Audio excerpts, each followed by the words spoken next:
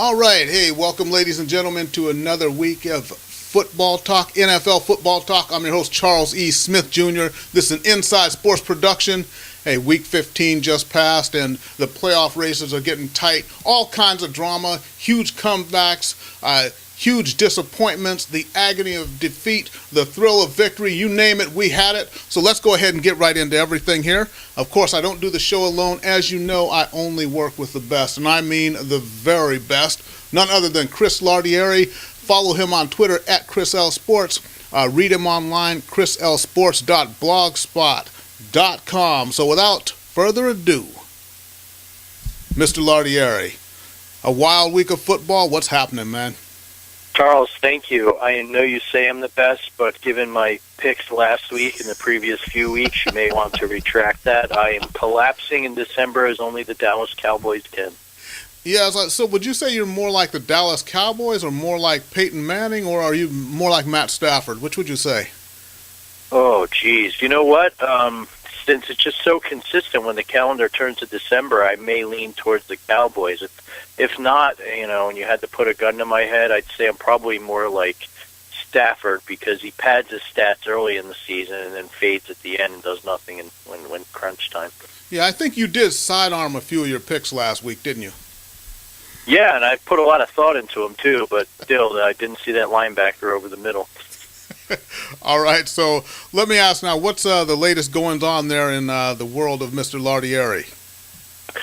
I threw something out there on Twitter last night. I actually found that Ravens-Lions game to be highly entertaining, despite the fact that there was, only 34 points scored in an era where we expect each team to put up at least 35. Right. And I threw something out there and said that Stafford is now channeling his inner Tony Romo, and I think he could really, if his career progresses like this, he could give Mr. Romo a run for his money.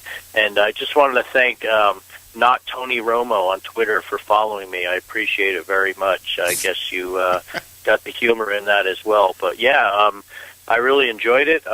Justin Tucker, with a shout out to his fantasy football team, an unbelievable 61-yard kick. I like it. I think there's a hint to come with the playoffs when defenses get stingier and you're not going to see teams light each other up. And hopefully the referees will swallow their whistles on those pass interference calls.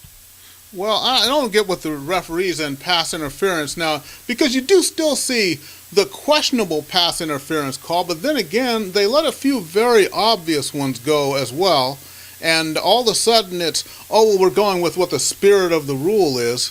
Like, there was an obvious call that should have been called against, and I'm not saying this is the reason why Detroit lost that game, because they righteously deserved to lose it. But there was a pass interference call that was missed in the end zone.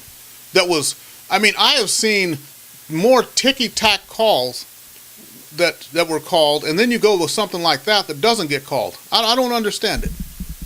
Yeah, there's really no rhyme or reason to it, and it just goes from one extreme to the other. That said, I think on that play, had Calvin Johnson gotten his hands on the ball, he would have dropped it anyway. Yeah, what about that? What's up with Megatron and the whole Detroit thing? Here they are in perfect position to take control of the division. Aaron Rodgers is out with an injury. Jay Cutler's out with an injury. They can just take that division, it's theirs. And since they've been missing those two starting quarterbacks off their chief rivals, the Lions have gone 1-4.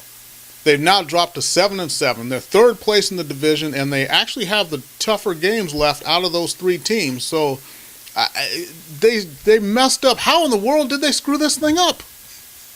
I don't know. I have to agree with someone I had heard today saying the turning point was they're in Pittsburgh up by 7 on a rainy day, and Jim Schwartz, in his infinite wisdom, calls for a fake field goal. The Steelers turn around and come back to win a game the Lions really should have won. Right. I don't know. I don't know why Calvin Johnson's suddenly dropping the ball. It's, to go back to an old baseball analogy, he's getting like Steve Sachs where he can't throw the ball to first base. I don't know, it must be in his head or something. But yeah, it's really mind-boggling. And you know what? Stafford, for all his great statistics, I'm sure he's a wonderful fantasy football quarterback, but like I alluded to earlier, the guy does not come through in the big games.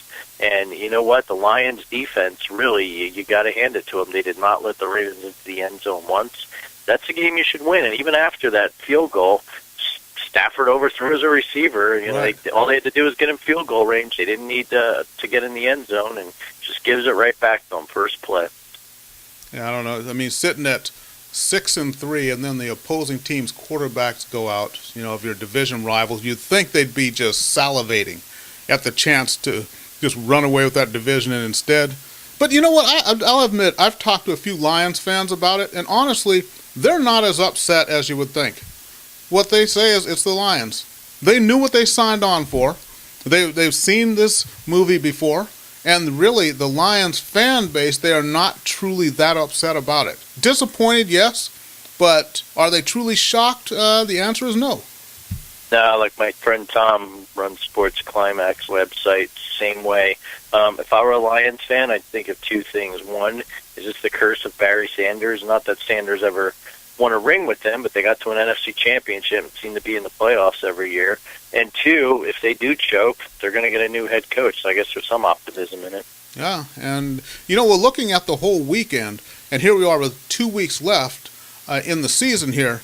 But all the upsets, and starting last Thursday with the Broncos going down at home against the San Diego Chargers, a game nobody thought the Chargers could win. And then you got the Eagles losing to the Vikings without a quarterback, and with Toby Gerhart and Adrian Peterson both out. And not only that, but what did the Vikings put up, 48 points? Yeah. How's that even possible? Yeah, Matt Castle's resurrecting his career as Josh Freeman gets paid millions to sit on the bench. Yeah, that was truly one of the big head scratchers of the week. Yeah. Nick Foles couldn't blame the elements for his interception. So, and now the Eagles are in a precarious position because you got the Bears coming to town Sunday night, and if they lose that, it could end up with a winner take all in Dallas last night of the season to win the mediocre NFC East. So it's amazing. We talked about this, how things are going to swing, and it's still early, even in November, early December. But look at the Chargers. They get a huge win against the Broncos. They couldn't get the ball in the end zone against the Redskins in a game they should have won. They couldn't beat the Bengals. They beat the Broncos. They're on cloud nine. And now with the Ravens and Dolphins winning, they have something like a 3% chance to get in the playoffs. Right, and this right. is a matter of days, not even weeks. Yeah, and we got to talk about the Saints losing to the Rams. How's that even really possible? When the Saints are not the greatest road team, we knew that going in, but to get lit up by the Rams with Kellen Clemens at quarterback, a Jets reject, that's all you need to know about him. Look, Zach Stacy's a great story. I think he's going to be a good running back, but come on, stack the line, make Clemens throw against you, and he's still beating the Saints. And lo and behold, the long-haired Rob Ryan working his defensive wonders again in New Orleans, where he left off in Dallas last year, and previous stops in Cleveland and Oakland. And it looks like one of my two Super Bowl predictions will not come true, because I don't see the Saints going on the road to win a playoff game. And if they don't get their act together, they may be on the outside losing in. They got a tough game at Carolina this week. Yeah, and you know what? I really think, looking at that last game that Carolina played in New Orleans, where they wound up with their first two possessions, I really think had they come away with touchdowns, that might have been a different game. But Carolina is going to be looking to break them off something proper when they get down there. Absolutely, and you know what? I just still don't think the Saints are the same team on grass that they are in the climate-controlled 72-degree elements of the dome. Yeah, that's true. And you know what? Let's talk about. We don't really talk about the Rams a whole lot, but the Rams 6-8 on the season so far. But this season, they've beaten the Saints, they've beaten the Bears, they've beaten the Cardinals, they've beaten the Colts, and beat them by a combined total score of 134-69. So with the Rams, what is this a team that's maybe? Are they a little bit better than their record? Are they just in a really tough division? Because we know they're not ever going to beat the Seahawks or the Niners. That probably won't have. Well, they've had some success with the Niners, but you know what I mean. Those are two really elite teams there. But are the Rams? Where are they? Are they a good team? Are they on their way there? What would you say about them? I think they're on their way, and they're in a brutal division because look at it. Arizona's 9-5, and they're likely, unless things fall their way, they could be a 10-win team, not in the playoffs. And that's part of it. But I also think Chet Fisher's done a great job there. The defense is stacked. That front four, not a lot of people talk about it. Howie Long's son Chris there. But they finally got a running back, which I think they were lacking. Steven Jackson was there for years, but they finally got some young legs there with Zach Stacy.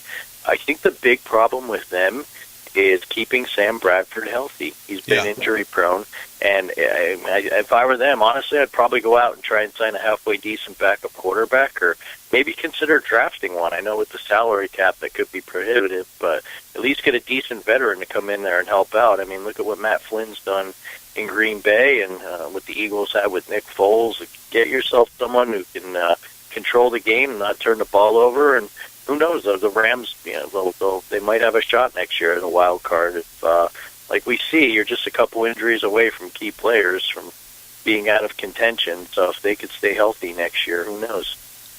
Exactamundo. And you mentioned the Packers, and let's talk about this game. I mean, the Dallas Cowboys, a 23-point halftime lead against the Packers. They wind up losing the game, but the alarming stat and what they've talked about, if anyone watches any sports talk radio or anything, the Cowboys ran the ball only 7 times in the second half, but the odd thing about that is it was actually the running game, not the passing game, that had gotten them that lead in the first half. So the conventional wisdom is to go to the running game to eat up some clock, but you particularly want to stick with that if that's what got you there. Talk to me about this. Charles, we got to get the detectives on the case, because Jason Garrett said he called for a run and the pass was the third option. Then he said Callahan, I apologize, is calling the plays. I don't know who's got the murder weapon, where the blood trails from, but, I'd ultimately like to blame Tony Romo, because Mr. December's at it again. I really don't understand it, and like we had talked about in pre-production, I think the nail was sealed in the proverbial Cowboys coffin when good old Mr. Big Mouth Jerry Jones gave a vote of confidence to Jason Garrett a few years ago. Since then, things have completely turned south. I'm not sold on him as a Cowboys coach. And I think this collapse will ultimately seal his fate. But, I don't like the way Romo played. But at the same time, the problem for the Cowboys this year and previous years has been the defense. And you mean to tell me you can't stop Matt Flynn? You don't deserve to be in the playoffs. Yeah, that's true. And, like I've said before, too, I've never seen a team. How do we have a team which struggles every year just to play 500 ball? How do they wind up in Super Bowl talk all the time? That's what gets me about the Cowboys. Yeah, it's like the Yankees, it's like Notre Dame football or Duke basketball. They've got huge fan bases. I guess with the Cowboys, if you listen to enough sports talk radio, especially out of that comedy club that comes out of Bristol, Connecticut, enough Cowboys fans call up enough to believe the hype, I guess. But yeah, I mean, it's ironic. You look in New York, and the Jets, who are a mediocre team, are now out of playoff contention. They're finally calling for Rex Ryan's head. The Giants, who had an atrocious game to basically wind down an even more atrocious season, are now questioning whether Coughlin, the coordinator, should return. And we even had some people question Eli and if he'll never be the same quarterback, which is astounding to me. I mean, believe me, Eli did not have a great year, but what's been around him? And it's like in anything. You blame the coach, you blame the quarterback, you blame the pitcher, the goalie in hockey. It's just an easy thing to scapegoat. But, I mean, at the end of the day, it's ironic how Tony Romo's so beloved, but then you look at someone like Eli who's got 2 rings getting ripped in New York. It's pretty amusing. Exactly. Well, my theory is that Peyton Manning is really above any criticism, and I think that Eli was the designated whipping boy for everyone in the mainstream media especially, because we know the power the NFL has, and I really think there was an unwritten rule about, criticizing their poster boy, Peyton Manning. Yeah, I definitely agree. And, we got to launch some other sort of conspiracy theory about how Peyton didn't end up in Arizona, but he certainly ended up in Denver. I wonder if the wheels are in motion behind that, but I digress. Yeah, just to put a capper on it with the Cowboys and, Romo changing that play, Here's what it is now. Callahan, you could either blame Callahan for sending in the play with an option, with a run option attached to it, or Jason Garrett for not trumping that play and maybe perhaps taking the run option, or excuse me, the passing option away from it. Or you could blame Romo for misreading the defense and changing it from a run to a pass. So, I mean, everybody's hands are on, fingerprints are on the murder weapon. So who would you want to prosecute? OJ. Sorry, I couldn't resist even all these years later. You know what? Ultimately, the head coach should have final say unless it's perfectly clear that the offensive coordinator is calling the plays, which I don't know. Do you know if that's the case in Dallas? But if that's the case and they said the pass was the third option, then ultimately you've got to blame Romo. I don't know. I think Romo and Garrett are equally to blame on this one. Bill Callahan's easy to blame given his history, but you can only scapegoat so much. It's even easier to blame Jerry Jones, who in the preseason said, what did he say? Something like, you go ahead and show up here and you'll see who's really running the offensive plays in regards to Callahan.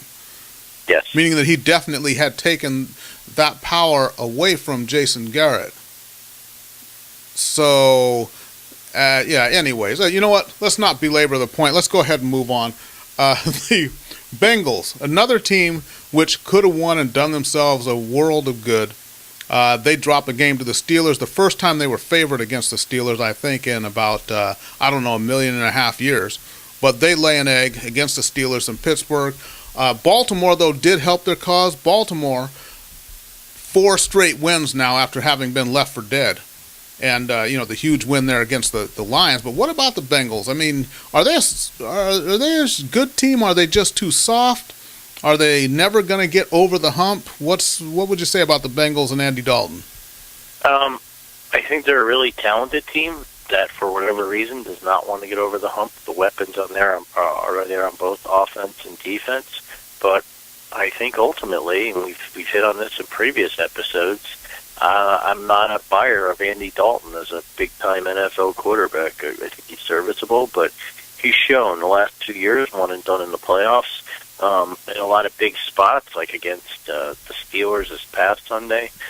You even look at the San Diego game, which they won. I mean, it's almost like they won in spite of him, and the Chargers couldn't put them away or even get a lead late in the fourth. So I think all roads point to Dalton. The defense, while good at times, tends to give up a lot of points. But there's really no reason, given the fact that the Ravens have struggled and the Steelers are having an off year, for the Bengals not to run away with this division. They just don't seem to want to. Yeah, and, we look at it now. The Ravens are sitting at 8-6, the Bengals at 9-5, and good chance that if the Ravens wind up winning out, especially they take this big game here against the Pats this weekend, the Bengals, who seem to have it sewn up, they could wind up, very realistically out of the playoffs. Yeah, I mean, stranger things have happened, and with the way the Ravens are playing, I would not be surprised in the least.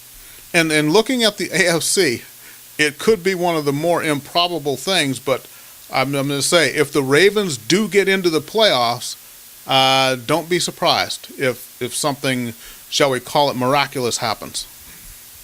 Yeah, I mean, look at the Packers, the Giants twice. It's the teams that get hot late in December and continue the momentum into January that end up winning. I mean, once upon a time, what was there? One team that got in the Super Bowl with a 9-7 record. It's just a thing of the past. There's so much parity, it really doesn't matter. It's just a matter of getting in, like, as you would appreciate, Charles, the NHL playoffs. Yeah, exactly. And, so, I mean, when the Packers won the Super Bowl in 2011, they qualified on the last day of the season. So it's really about, playing good ball when you're supposed to play good ball, and that's really what the Ravens are doing here. Yeah, and you know what? Something we hit on way back in August when I was kind of down on the Ravens, and he's come back. Dennis Pitta, one of Joe Flacco's favorite targets, definitely a safety valve option. Been back the last 2 weeks, and while they weren't really offensive last week, you could see he's been able to spread the ball around more, and it's benefited the receivers.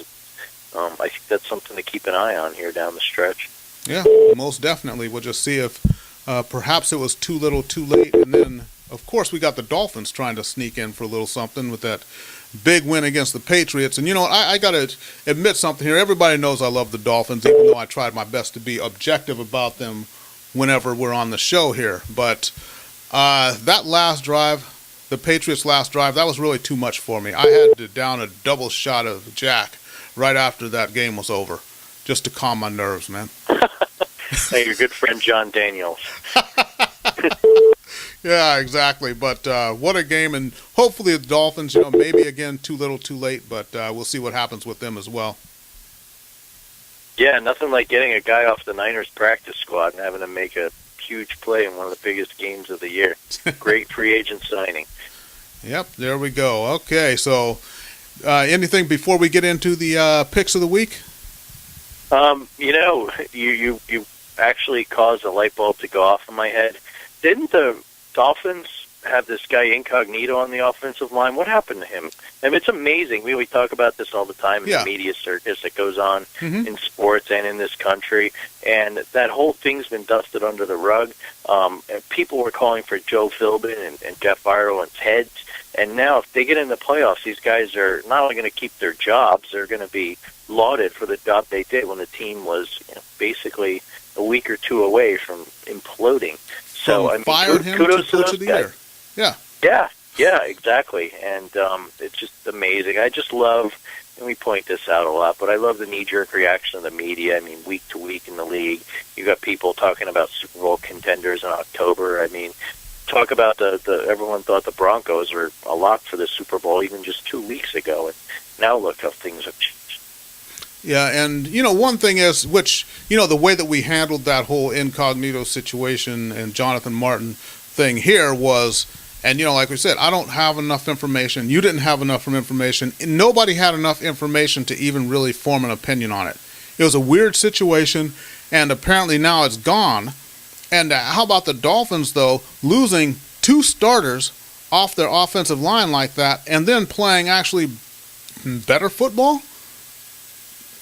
Maybe? Yeah, it's crazy. Yeah, you look at a lot of teams that have lost. Even the Broncos have got banged up on the offensive line. The Giants, not that they were contenders, but there are a lot of teams that have been hit with this, and you basically lose 2 key elements to the offensive line. Returning starter is one, a veteran of many years. Say what you will about him, but an effective blocker, and they're still able to protect Tannehill and run the ball. So, I mean, I think it's a great story, and we don't have enough of the information, Charles, but I will say that Jay Glazer, Richie Young Incognito interview will go down in media history with the LeBron James decision interview. Excuse me, I'm getting worked up over it. It's years later. Yeah. When he decided to sign with the Heat. That was great journalism, don't you think?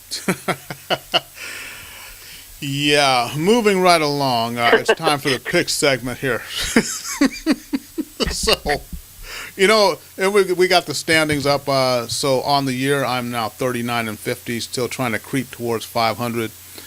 Chris sitting at 47-42, but man, you had a rough week last week. All those upsets and kind of did you in a little bit. 1-5, man.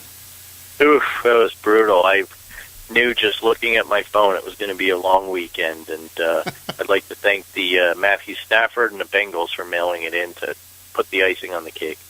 Well, I think one thing that was interesting was that, when you picked the Cowboys to win this week, now you just saw Romo let you down in the cold of Chicago. And then he comes to this, which would be a big game, and he let you down again. So what's it going to take for Romo to finally get off your list here? One of the games we're going to pick this week is the Cowboys at the Redskins in D.C. against the Elements. So it'll be interesting to see if you decide to ride the Romo train again here. Here's the thing, Charles. I try, especially when it comes to teams I love so much, like the Cowboys, tongue-in-cheek, I try to be objective. I picked against my Giants multiple times this year, and it worked out well. And I try not to be biased with the Cowboys. And what I figure is the Cowboys can pull away from this division. and they're at home. They're coming off a brutal game in Chicago. The weather won't be as much of a factor. I think I'll take Romo over Matt Flynn. And look at how well I was rewarded. I tried to use some logic. I tried to be objective, and I should have just let my latent dislike of the Cowboys come into play, and I would have been 2-4 last week. So that's what objectivity gets you in this business. Okay. All right, so let's go ahead and start with the picks this week. And this is a rematch from the game just a couple of weeks ago. The Saints, coming off the loss, getting their butts kicked by the Rams somehow last week. Now the Saints going to Carolina to play the Panthers. Remember, the Saints lit up the Panthers just a couple of weeks ago. And the Panthers, I still say those first two drives, the Panthers wound up with field goals, and they couldn't stop the Saints from running downhill on, I love hockey. But anyways, from playing downhill on them. But here we are, Saints in Carolina this time. They're away from the comfort of their dome. They're going to be playing out against the elements. How do you see this game? I'm actually going Panthers, and even before the Saints got rocked last week by the Rams, like we had hit on earlier, I don't like them on the road. I don't like them on grass, and Carolina's going to be good and peeved and having a little salt still in those wounds from a couple weeks ago down in the Superdome. I think they see if they can put the Saints away, they can do the improbable and pull away and win this division. And I just like the way the Panthers defense plays, and I'm going Panthers here. All right, and for all those reasons, I'm going Panthers too, and I think they're going to want revenge. They know that. They let that one get away in New Orleans. And now here they are at home. I think they're going to take care of business. And, I like Cam Newton and his team. They're just they're growing by leaps and bounds every week. So I like the Panthers to win this game as well. So let's go ahead and get down to the big game here. Well, one of the big games. The Cowboys coming off the disappointing loss in D.C. to play the Redskins. The Redskins now with Kirk Cousins, a starting quarterback. And the Redskins, who knows, they may go for two right at the end of the game, even though they just need to kick the point to tie the game and go into overtime, which is conventional wisdom. But, I am not a better football coach than Mike Shanahan, so I won't question his decision-making. But I'll go ahead and pick this game. You know what? It's in D.C., and I like the way Kirk Cousins plays ball. I'm going to go with the Skins to beat the Cowboys in D.C. and just throw Dallas into complete turmoil. I'm going Redskins on this one. You know what? I'm going to agree with you, and partially because I'm pretty peeved at the Cowboys, and I'm tired of picking them, and I'll tell you right now, I'm not picking them next week either. You could chalk that one up in pencil. But no, I really like the way Cousins played. They fell to Atlanta early. They let him back into the game. Listen, Mike Shanahan's on a proverbial career death wish by going for it on two. I don't know what the heck the point was. Yeah, it's gutsy and all, but it's also stupid. Had they pick the extra point, who knows? They may end up winning in overtime. But, even last year when Cousins filled in for RG3, I thought he's played well. And you know what? You can never rule out anything in a Cowboys-Redskins game. Those two teams dislike each other. So what the heck? Maybe it'll be Shanahan's last win as a Redskins coach. Yeah, and one other thing is I think what Kirk Cousins brings to the team is there's a certain stability, and that is RG3 not being he wasn't healthy all this year. And so the team, I don't think, knew what they were going to get from him. But I think that with the offense, with Kirk Cousins, you know what he can do. You know his good points, bad points, his limitations. You're going to get that from play to play and from quarter to quarter. And I think that's what's providing the stability here for the Redskins. And I like them to take down the Cowboys in this game. Yeah, and he's a pocket passer, too. He'll hang in there till the last minute. Exactly, which means the linemen know how to hold their blocks. Okay, so next game. This is a big one. New England Patriots off the big loss against the Dolphins in Baltimore to play the Ravens. Good history between the teams. Met in the playoffs the last couple of years here. The Patriots against the Ravens. Who do you like in this one? Got to be the most resourceful teams in the league with championship pedigrees too. Yeah, and two great coaches and two great quarterbacks. Yeah. Going Baltimore, I think they're on a roll. I was not very impressed with the way the Patriots played last week. I think the Ravens' defense will, they're not the Jets' defense, which they're not the Bills' defense. I think they're going to present problems for Brady, and he's really going to miss Gronk. We saw it last week. Yeah. He'll try and force the ball more. He's got Edelman and Amendola, but they're going to be keyed on those guys, and the Ravens got a nice little secondary even without Ed Reed, and I think even if it gets into a kind of a crawling, plodding struggle, Justin Tucker has been one of the hottest kickers I've ever seen in my lifetime, and I wouldn't be surprised if he did like he did last year, kicking that controversial oh-so-close field goal on a Sunday night to pull out another victory for the rallying Ravens. Yeah, and you know what? I would honestly, for the playoffs hopes of my Dolphins, I'd like to see the Patriots win, but I think the Ravens are going to win this game. And also, when I look at the Patriots throughout the season, there's a lot of games that they won because they are the Patriots, because they are resourceful, and their record could easily be a lot worse than it is. I like the Ravens though, getting on a roll, and they know what they have to do.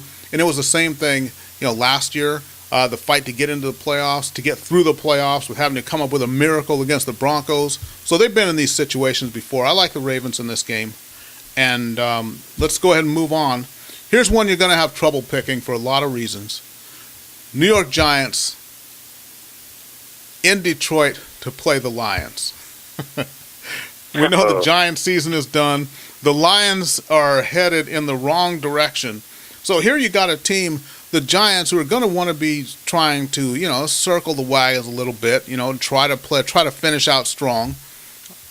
And then you got the Lions, who are trying so hard to just fight off themselves, history, and the weight of everything else on their shoulders. What do you think about this one?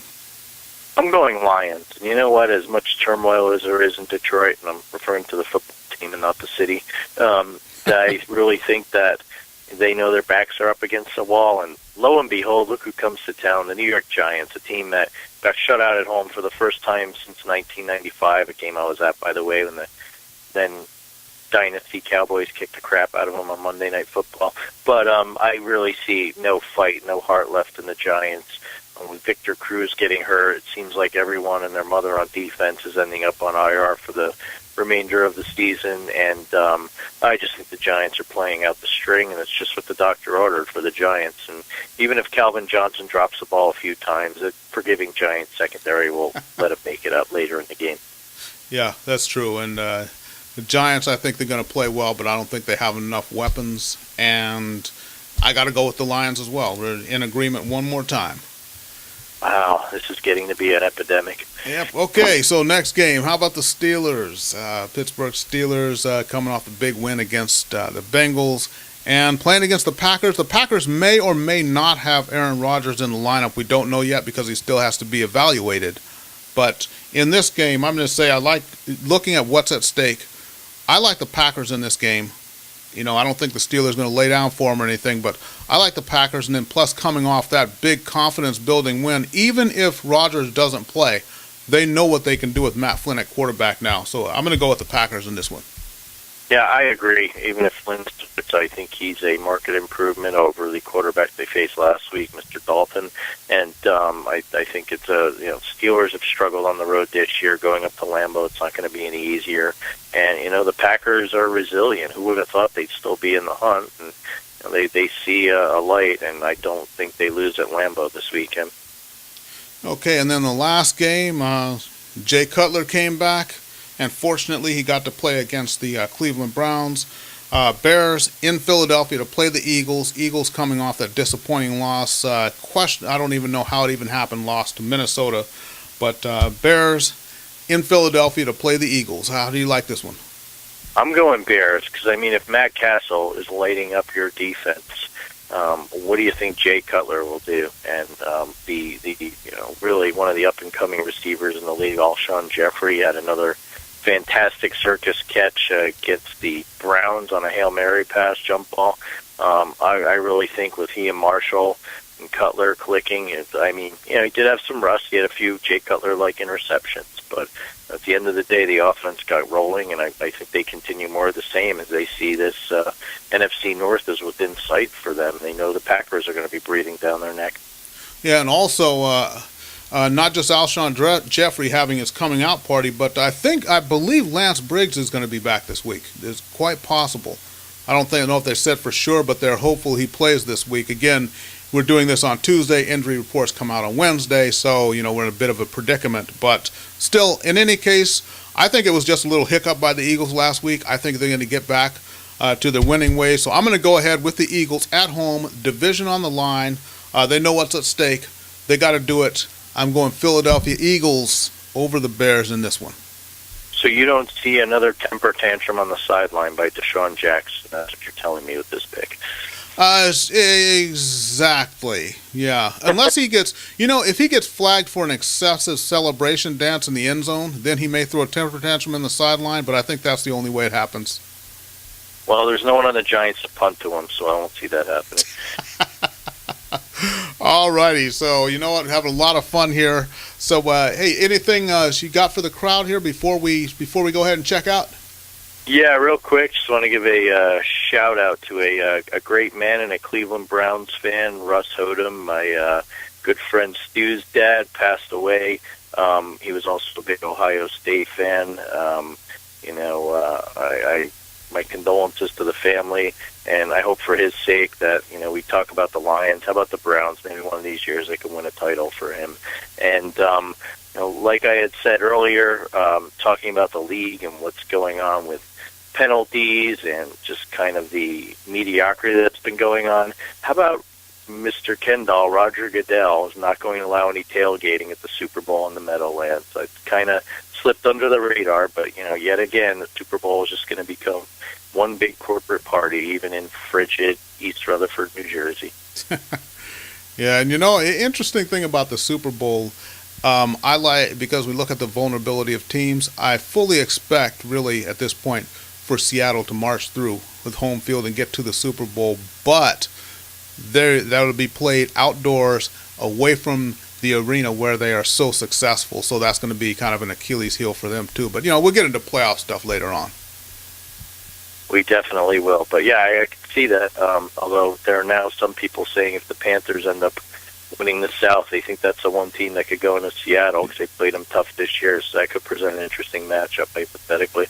Yep, that's true. And like we say, hypotheticals, but we don't know who's going where or who's going to be in the playoffs or who's going to do what at this point. So without any further ado, we'll go ahead and check out here. So remember, follow Chris on Twitter at Chris L Sports. Online, find him chrislsports.blogspot.com. OfficialInsideSports.com is the hub for everything that Inside Sports does. Follow on Twitter at The Inside Sports. So for Mr. Lardieri, I'm Charles E. Smith Jr. Thanks for watching. We'll be back next week, all you football fans.